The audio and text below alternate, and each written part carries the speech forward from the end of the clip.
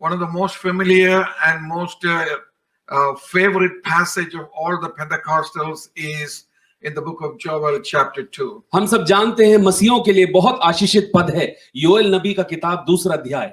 It is that passage that talk about God pouring out his Holy Spirit upon all flesh during the last days. और उस पद में लिखा है मैं अपने पवित्र आत्मा को सारे जन के ऊपर उंडेलूंगा। Many times I feel like we don't take that passage in context. और मुझे कई बार लगता है हम उस पद को उसकी गंभीरता तक जा नहीं पाते। Yes, Joel chapter 2 tells us about the arrival of the Holy Spirit during the end times. और योएल नबी कहता है अंतिम दिनों में पवित्र आत्मा का सामर्थ उंडेला जाएगा। How God will raise up a generation with the anointing of the Holy Spirit. और कैसे परमेश्वर एक पीढ़ी को तैयार करता है जो सामर्थी है। How a generation will rise up as prophets of God and take the gospel all over the world with the power of the Holy Spirit. और कैसे इस पीढ़ी में पवित्र आत्मा नबियों को अपने दासों को खड़ा करेगा। But at the same time, when you come to the next chapter in Joel chapter 3, it is all about warfare. और लेकिन अगले अध्याय में जाएं, जोएल नबी का किताब 3 अध्याय में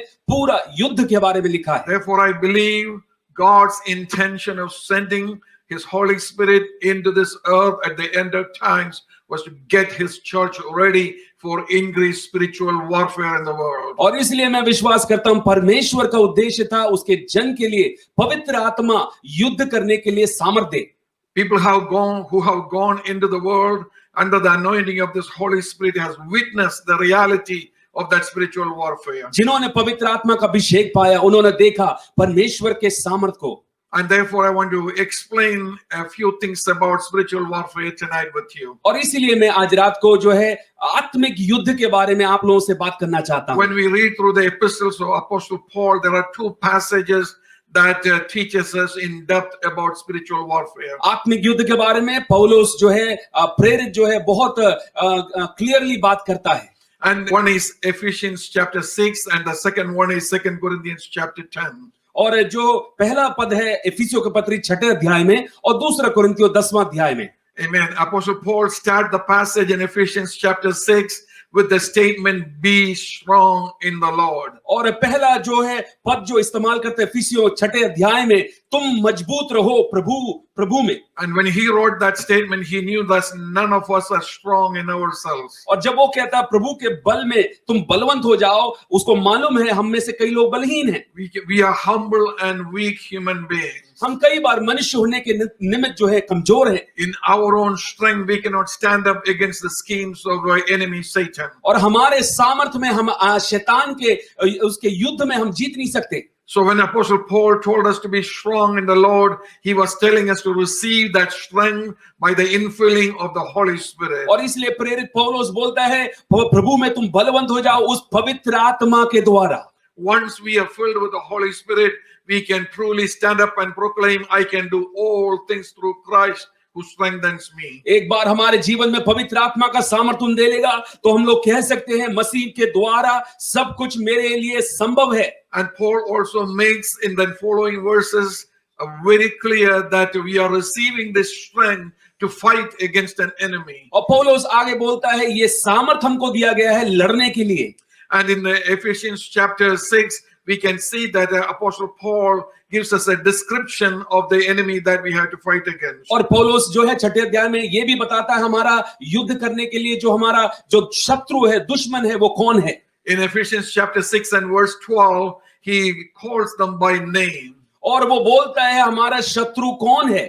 And in the first name that we see in that verse is principalities in English. और जो अंग्रेजी के उस शब्द के अनुसार हिंदी में जो है वो मलयुद्ध के सामर्थ्य अधिकारियों के बारे में बोलता है। In Greek language, the word used in that passage is arche. और यूनानी भाषा में अल्के करके जो है शब्द इस्तेमाल किया गया है। The meaning of the word arche is a ruler. और आर्के का मतलब है अधिकारी। And that is a word that was well understood by the contemporaries of Apostle Paul. और उस जमाने के लोग बहुत अच्छे से ये बात को समझते थे। because they were part of the Roman Empire. क्योंकि वो रोमी साम्राज्य के भागी थे And the Roman Empire was an extremely vast empire. और रोमी साम्राज्य बहुत फैला हुआ था And there was no way the emperor of the Roman Empire could keep his eyes upon every nook and corner of his vast empire. और ये मुमकिन नहीं कि रोमी सम्राट जो है हर एक प्रांत में अपनी दृष्टि को रख सके So he would allow local rulers ruler over small geographical areas. और इसीलिए वो प्रांतों को जो है भागों में बांटकर हर एक जो है प्रांत के लिए एक अधिकारी को नियुक्त करता था That area was called the principality. और उस अधिकारी को जो है अधिकार दिया गया है And the ruler of that principality had a semi-autonomous rule. और उसको जो है उस प्रांत के ऊपर कई बातों के ऊपर लोगों के ऊपर न्याय के ऊपर जो है अधिकार दिया है And his responsibility was to keep and activate the interest of Rome. और उसका जो है जिम्मेदारी ये है कि उस प्रांत के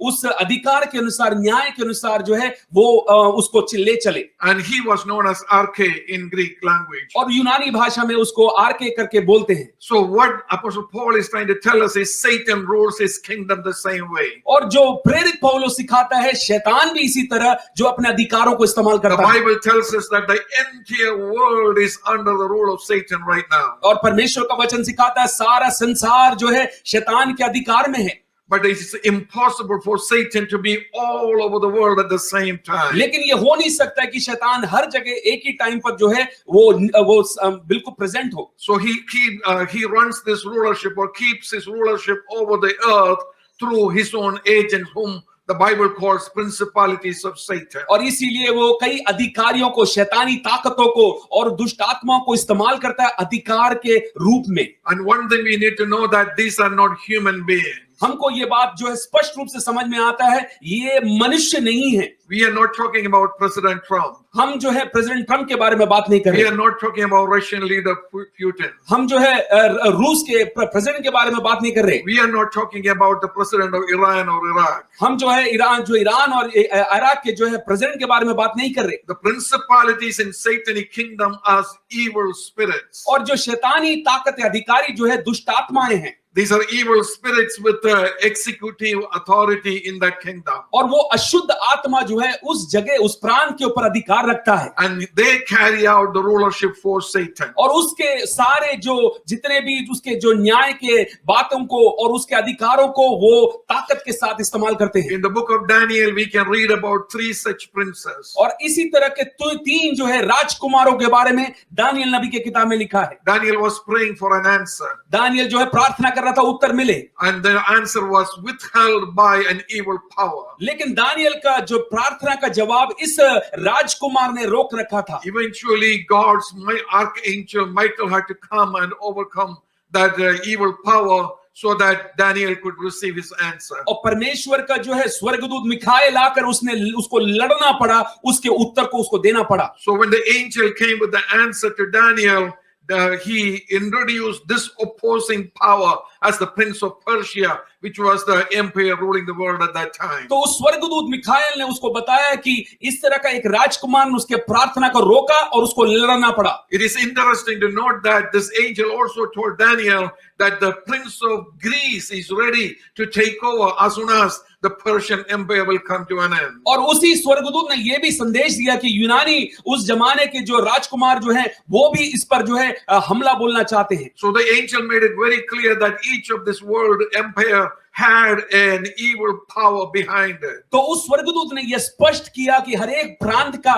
एक दुष्ट ताकत है एक अधिकारी है The good news is that this angel also talked about Michael, who is the prince of Israel. और ये बात जो है स्वर्गदूत ने ये भी बताया कि जो ये माइकल जो है ये एक राजकुमार भी है Yes, the angels of Satan can withstand your work, withstand your ministry, withstand your progress, but you have access to the God's angels who will come and help you to have victory. ये हो सकता है कि शैतान अपने जो है अधिकारियों को भेजकर आपके काम को रोक सके, लेकिन पवित्र आत्मा का सामर्थ भी हमें दिया गया है, स्वर्गदूतों को दिया गया है हमें सहायता करने के लिए। But I want to take you one step further. मैं इससे आगे एक बात बोलना चाहता हूं। We are not asked in the Bible to wait for Michael to show up in our generation. ये वचन में कहीं लिखा नहीं है कि आप अपने स्वर्गदूत के लिए इंतजार करें, Because Holy Spirit was not in the world like we have today in the generation of Daniel. और उस जमाने में दानियल के समय की तरह नहीं है आज के समय में जब आत्मा का क्रिया हो रहा है। And because Holy Spirit is in the world today to help us, to equip us, to strengthen us, the Bible demands us to be strong in the Lord by the power of the Holy Spirit, and you take the victory yourself. और पवित्र आत्मा इस जमाने में दिया गया है ताकि हमको वो बलवंत करे और उसी सामर्थ में हम लोग बढ़ पाएं। I need to move on, so I'm going to go to the next point. मैं अगले पद में जाना चाहता हूं। The second name that we see there is powers. और दूसरा वहां पर लिखा है शक्तियां, And the Greek word for that power is exousia. और वो एक्सेल्सिया करके यूनानी पद में इस्तेमाल किया जाता है। And that's a power that is conferred upon someone by a higher authority. और ये अंधकार के हाकिमों को जो है अधिकार जो है ऊंचे एक स्थान के उत्तराधिकारी से मिलता है। Here the Bible is clearly talking about human beings. और यहाँ पर बाइबल स्पष्ट रूप से बताती है ये इंसानों के द्वारा क्रिया होता है। Principalities were evil spirits. और ये हाकिम जो है सारे दुष्ट आत्माएं की सामर्थ हैं। But the exousia represent human beings empowered by Satan. मतलब ये हकीम जो इंसानी ताकतें हैं उनके द्वारा ये दुष्ट आत्माएं काम करती हैं। In human history we had many examples of them. और इस तरह के इतिहास में कई हम उदाहरण को देख सकते हैं। Hitler was without doubt such a man. और आपको मालूम है हिटलर जो उसी तरह का एक दुष्ट व्यक्ति था। Many of the Roman emperors fell into that category. और इसी तरह रोमी साम्राज्य के कई अधिकारी इसी लेवल में गिरते थे। The evil that they committed is beyond imagination. क्योंकि उनका जो काम है वो इतना दुष्ट था जिसका वर्णन किया नहीं जा सकता। No human beings in the natural powers can do evil like that. और कोई भी इंसान जो है अपने संतुलन में अपने दिमागी हालात में जो है वो ये गलत काम इतना बुरा नहीं कर सकता। But these were human beings empowered by Satan. लेकिन ये व्यक्तियों को शैतान बड़े सामर्थ के तहत इस्तेमाल करता था। And you have to know that even in your local area of ministry, you may have an exousia. और इसी तरह आपको भी ये जानना जरूरी है कि आपके जिस जगह पे आपको प्रभु इस्तेमाल करता है वहां पर भी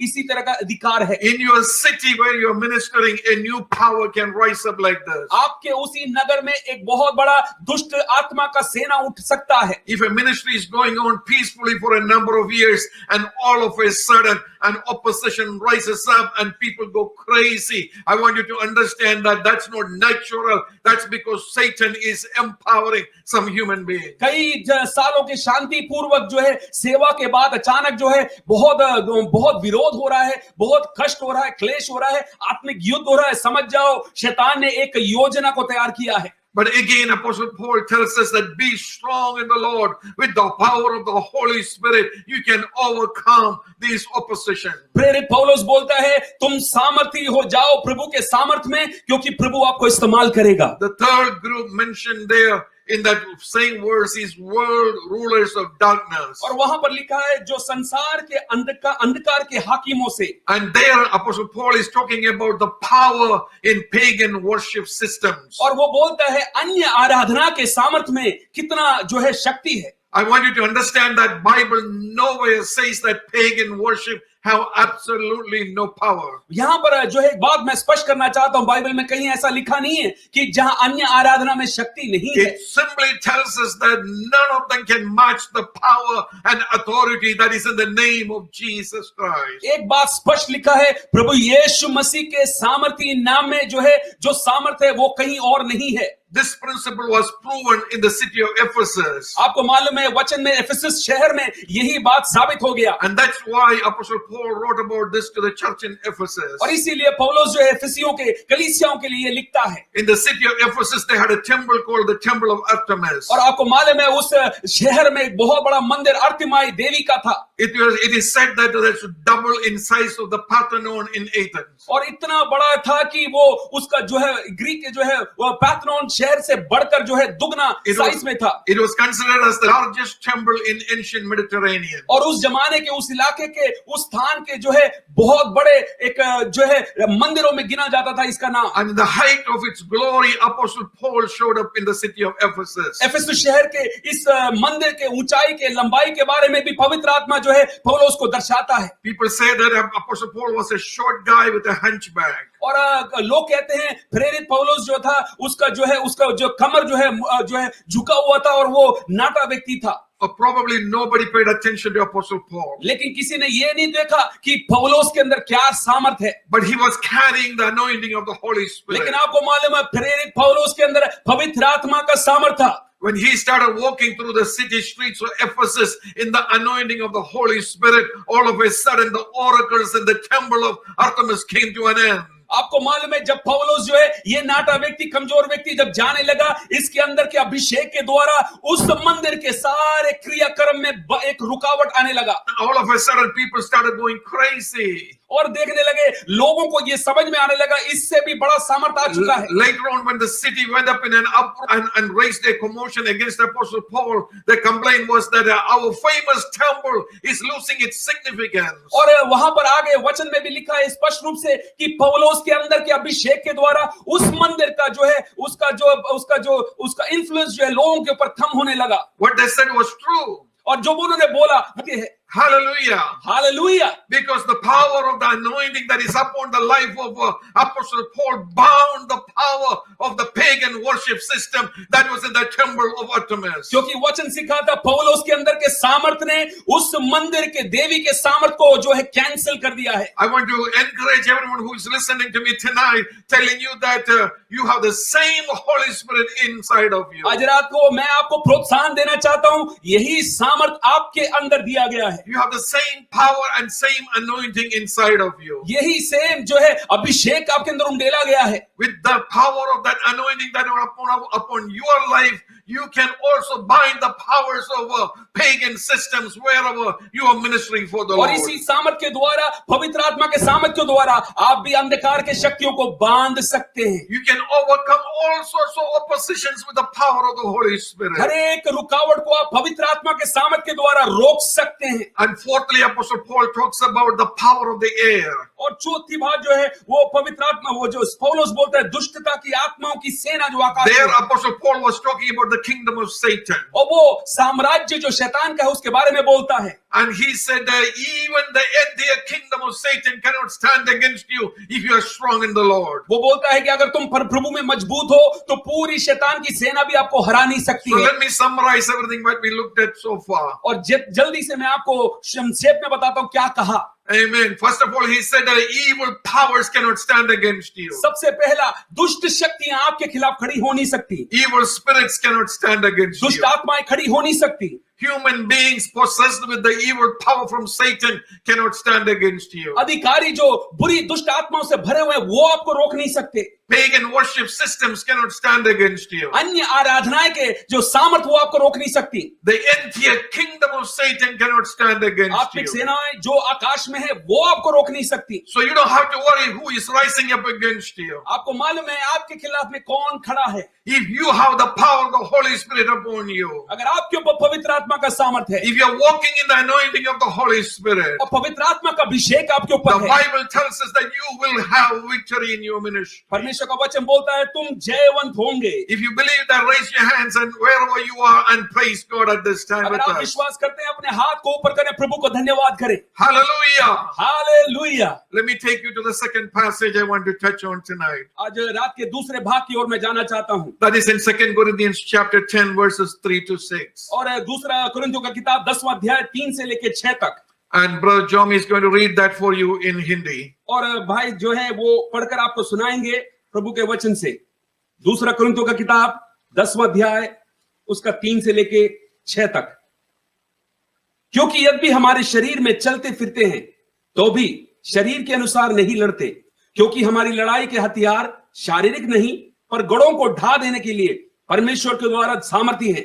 इसीलिए हम कल्पनाओं का और एक एक ऊंची बातों का जो परमेश्वर की पहचान के विरोध में उठती हैं खंडन करते हैं और हर एक भावना को कैद कर कर मसीह का आज्ञाकारी बना देते हैं और तैयार रहते हैं कि जब तुम्हारा आज्ञा पालन पूरा हो जाए तो हर प्रकार के आज्ञा उल्लंघन को दंडित करें।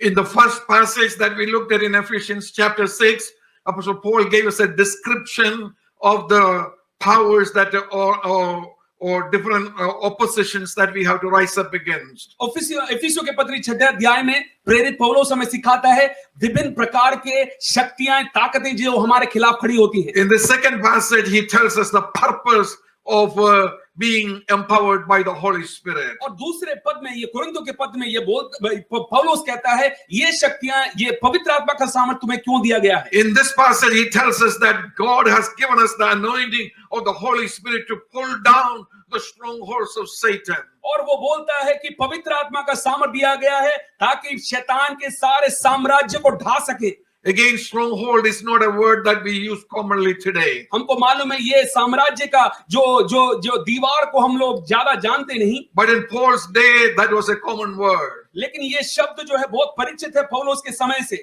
Even in history, after the time of Apostle Paul, that was a common word. और इतिहास में हम पढ़ेंगे इसके बारे में कई बार। A stronghold is a defensive structure protecting an area that is nearly impossible to penetrate. गढ़ क्या है? गढ़ ऐसा एक स्थापना, एक ऐसा जो फोर्ट जैसा है जिसको भेदना बड़ा मुश्किल है। As soon as you hear the definition of a stronghold, you know it's not easy to pull down a stronghold. एक आत्मिक गढ़ जो है जिसको गिराना आपको मालूम है कितना मुश्किल, कितना कठिन है। But Paul looked at the first century church, which were humble in many respects, and told them that you have the power to pull down the stronghold. और पौलुस कहता है पहले सदी की कलीसिया को तुम्हारे अंदर वो सामर्थ है जो गढ़ को ढा सके।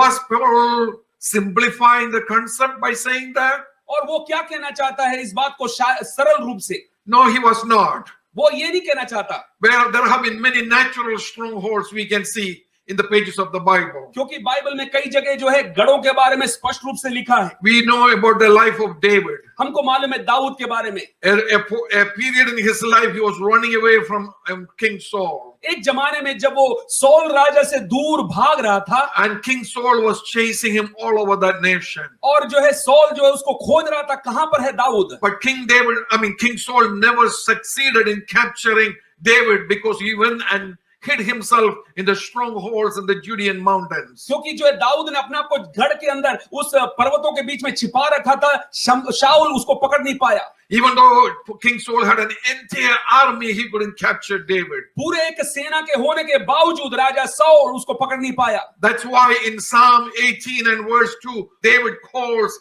his God my fortress and my stronghold. इसीलिए हम गीत संगीत 18 के 2 में पढ़ते हैं, हे मेरे परमेश्वर तू मेरा गढ़ है। In addition to the natural strongholds, there have been many man-made strongholds in history. और जो है मनुष्य ने बनाए हुए गढ़ के अलावा इतिहास में हम कई जो है आत्मिक गढ़ों के बारे में पढ़ सकते हैं। Probably the most famous among them is the city of Constantinople. और हम लोग जो है उस शहर के बारे में, कॉन्स्टेंटिनोपल के बारे में हम सीखते हैं। Constantinople city was a human settlement from the 7th century BC. और 7वें सदी के अनुसार जो है उस बड़े शहर के बारे में हम लोग सीखते हैं। But it came to prominence after Emperor Constantine made it his capital in AD 330. और जो है यीशु मसीह के मरने के बाद जो 300 साल के बाद जो उस जमाने के जो सम्राट कॉन्स्टेंटाइन ने जो स्थापित किया, Constantine had become a Christian. और क्योंकि वो एक मसीह बन चुका था, The city of Rome was filled with pagan gods and pagan temples. और रोमी साम्राज्य में जहां देखो एक अन्य आराधना, देवी देवताओं की मूर्तें रखी हुई थी। So he wanted to build a new capital city that is Christian in nature, filled with a Christian concept and Christian ideals. और इसीलिए वो सम्राट जो था एक मसीही राजधानी को, जो मसीही संस्थानों को वहां पर स्थापित करना चाहता था। And that's why he built the city of Constantinople. और इसीलिए उसने उस बड़े शहर को बनाया। It was situated in a unique geographical location, straddling both Europe and Asia. और यूरोप और एशिया को क्रॉस करते हुए ये सिटी जो है, ये शहर जो है इतना फैला हुआ था। Because of that, it was also a very strategic location. और इसीलिए उस जमाने के इस नगर के स्थान को बड़े खास रूप से देखना चाहिए। And this city built by Constantine endured for 1100 years as the capital of the Byzantine Empire. और उस जमाने के उस सम्राट कॉन्स्टेंटाइन के उस नेतृत्व में जो ये शहर जो है कम से कम 1100 साल तक जो है खड़ा रह पाया। After his time, another emperor rose up and built a second set of walls around that city. और उसी शहर के जो है उसमें एक और जो है दीवार को खड़ा किया इस कॉन्स्टेंटाइन के बाद के अगले सम्राट ने। A few years later, there was an earthquake and those walls were destroyed. और उसके कुछ दिनों बाद भूकंप आया और वहां का दीवार सब कुछ गिर चुका था। So therefore, a third emperor again built a double set of walls around that city. और उसके बाद तीसरे सम्राट ने फिर दोबारा एक दुगना जो है दो तरीके का दीवार वहां पर स्थापित किया। Those walls were 40 feet in height. 40 feet जो है जो ऊंचाई में ये गढ़ को बनाया। And the towers were another 20 feet or 60 feet in height. और वहां पर जो है उस शहरपा जो है वहां पर जो है वो 60 फीट फिर दोबारा जो है ऊपर और है। All of these walls together created such an impenetrable protection for this city. और ये दीवार चारों ओर जो उस नगर के जो भेदना इतना मुश्किल है। That's why it was able to withstand all kinds of attacks for 1100 years. और इसीलिए उस शहर के बारे में जब हम पढ़ते हैं कोई भी उस शहर को 1100 साल तक भेद नहीं पाया। History tells us that from the 7th century on, the Arabs wanted to conquer Constantinople. और जो है इतिहास बताता है 7वीं सदी में जो है अरबी लोग जो है उसमें जो है भेदना चाहते थे। But they did not succeed until the year 1451. और 1451 तक जो है ये लोग कोशिश करते रहे लेकिन सफल नहीं हो पाए। Finally, a Turkish emperor named Muhammad II was able to destroy those walls with the help of gunpowder from China and custom-made huge cannonballs. और उसके बाद एक तुर्की सेना के बड़े सेनापति और जो राजा ने जो है वहां पर जो है उन्होंने जो है बारूद को इस्तेमाल कर इन दीवारों को भेदना शुरू किया। People say that if he did not have access to that gunpowder from China, even he would have failed to conquer that city. लोग और बताते हैं इतिहास बताता है अगर उसके पास बारूद ना होता चीन से वो खरीदता ना तो ये कभी भी दीवार को भेद नहीं पाता। And that shows us clearly how difficult it is to bring down or pull down a stronghold. इससे समझ में आता है ये दीवार जो गढ़ का दीवार गिराना ढाना कितना मुश्किल है। Therefore, we know that even in the spiritual sense, when we are going against an entrenched stronghold, it's not easy to pull it down. और हमें इसी तरह मालूम है इसी तरह बड़े मजबूत गढ़ में घुसना उसको भेदना कितना कठिन है। When you take gospel to an area that has been a stronghold of the enemy for hundreds of years or thousands of years, it's impossible to penetrate that stronghold. और इसी तरह सुसमाचार को लेकर जब व्यक्ति लोग जाते हैं ऐसे एक जगह पर जहां पर जो बड़े बड़े गढ़ सालों से खड़े हैं उनको भेदना कितना कठिन है हम समझ सकते हैं। It is wishful thinking if we expect to have victory overnight. और हम लोग ये जो है हमारा ये जो इच्छा है कि रातों रात काम हो ऐसा हो नहीं सकता है। Because you are entering into a warfare. क्योंकि आप लोग एक युद्ध में घुस रहे हैं। And in a war there will be sometimes casualties. और युद्ध में हमेशा नुकसान होता है। Sometimes you will suffer losses. कई बार नुकसान बहुत अधिक है।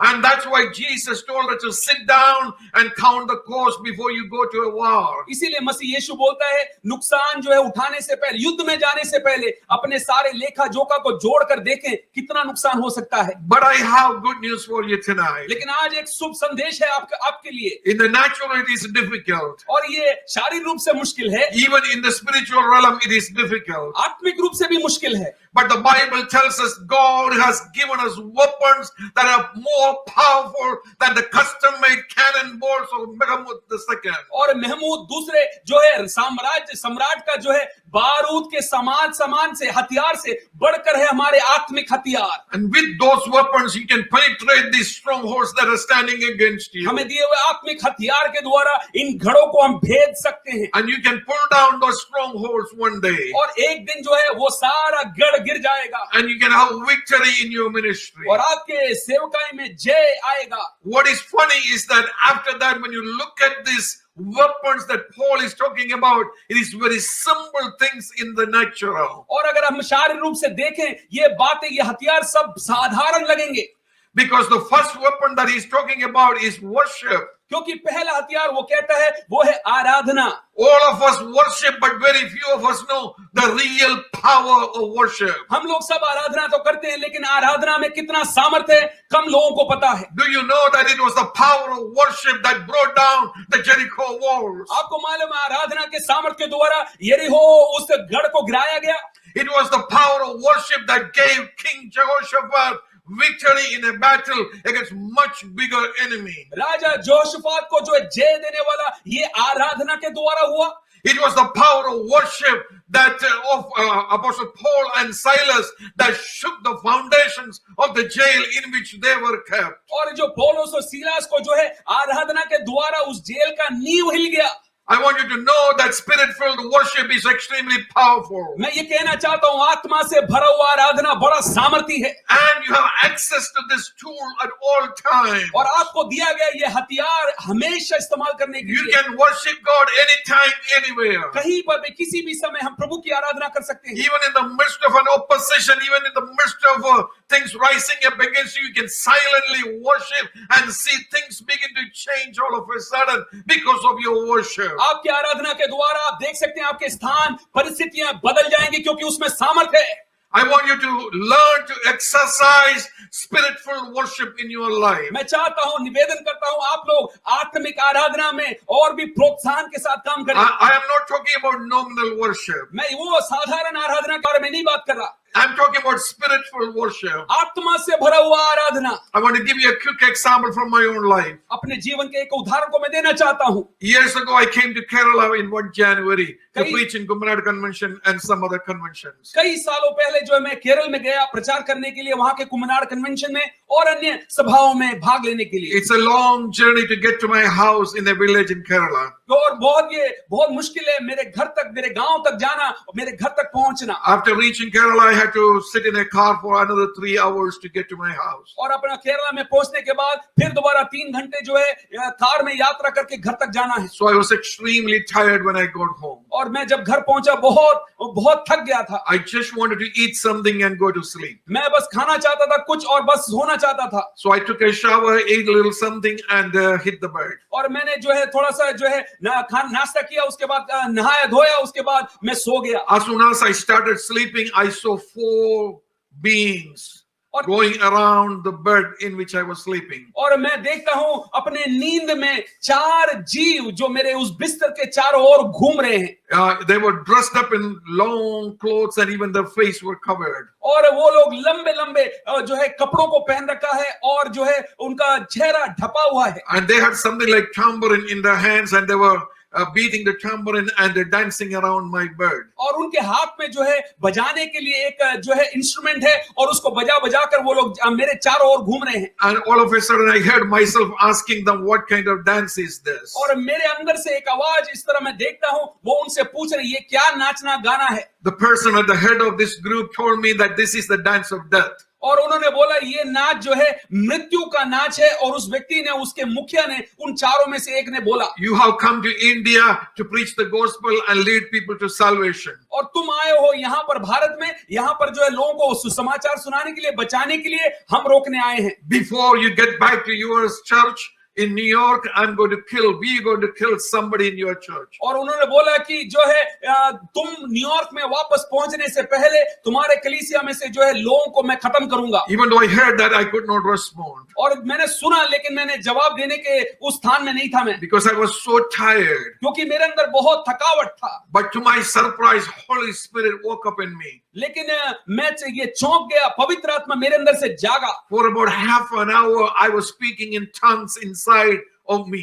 और आधे घंटे तक जो है अंदर ही अंदर पवित्र आत्मा का अभिषेक और उसके अन्य अन्य भाषाओं में मैं आराधना करना शुरू किया। And slowly it rose up within me and started bubbling out through my mouth. और मेरे अंदर ही अंदर से इतना अधिक ये आराधना उठ रहा था कि मेरा जुबान खुल गया और मैं बोलना शुरू किया। I felt extremely strengthened in my body. और मेरे अंदर इतना सामर्थ्य मैंने महसूस किया। So I got up and continued to pray in the spirit for a few more minutes. और उसके बाद मैं उठा और उसके बाद उन्हें और भी क्षण जो है प्रार्थना और आराधना आराधना में लिया and these beings disappeared. और ये जीव सारे गायब हो गए And I went back to sleep. और उसके बाद मैं सोने लगा Early next morning, my wife called me from New York. और अगले सुबह जो है मेरी पत्नी ने मुझे बुलाया न्यूयॉर्क से After asking me if I reached home safely, और पूछा कि आप ठीक ठाक पहुंच गए क्या she told me that you will not believe what happened after you left. और उन्होंने बताया मेरी वाइफ ने बताया और आपके जाने के बाद जो है आप विश्वास नहीं करोगे क्या हुआ While these four beings were dancing around my bed, they were literally trying to kill somebody in my church in New York. और जो है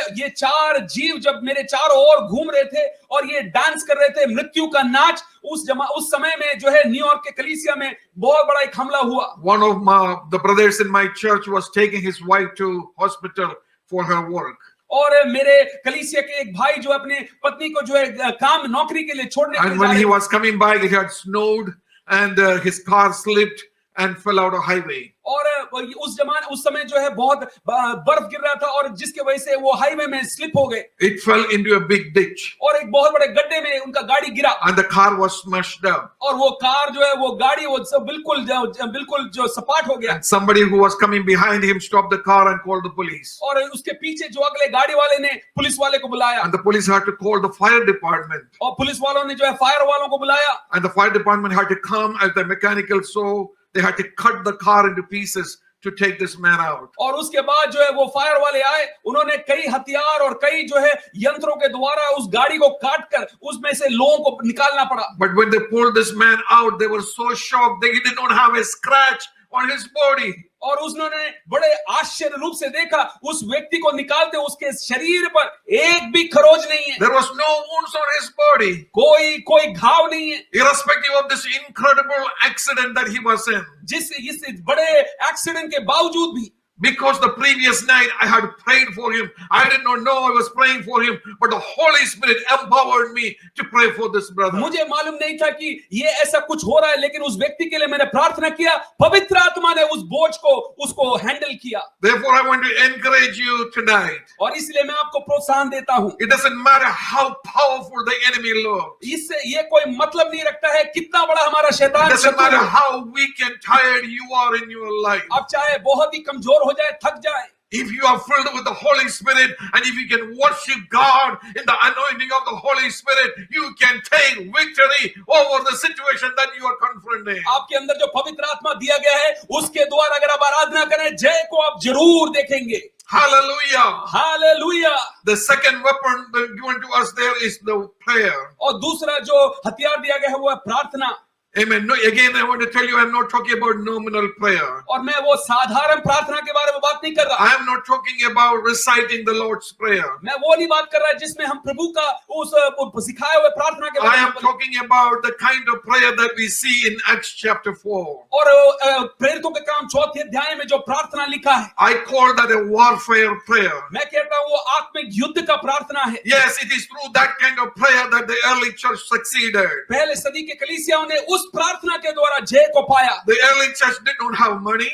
और पहले सदी के कलीसिया के पास पैसा नहीं The early church did not have connections. उनके पास बड़े बड़े जो है रिलेशन नहीं थे The early church did not have influential friends. और उस जमाने में उनके कोई दोस्त खास नहीं थे But they knew how to pray. लेकिन उनको मालूम था प्रार्थना कैसे करना है Hallelujah. Hallelujah When they faced opposition, they prayed. जब उनको विरोध आया प्रार्थना किया When they were threatened by religious authorities, they prayed. और उन्होंने प्रार्थना की जब कभी नुकसान हुआ When their leaders were put in jail, they prayed. उनके नेताओं को जब जेल में डाला प्रार्थना किया And because of this warfare prayer, they saw miracles after miracles. और इस प्रार्थना के द्वारा बड़े बड़े चमत्कारों को देखा And they saw their church grow to thousands of people. और उन्होंने देखा उनकी कलीसियाएं हजारों की संख्या में बढ़ गई And they saw the disciples of Jesus Christ multiplying in their generation. और उन्होंने देखा प्रभु के जो शिष्य कितने बढ़ गए And the Bible says that the word of God spread more and more and more. और बाइबल बताती है परमेश्वर का वचन कितना अधिक फैलने लगा It was because of their prayer.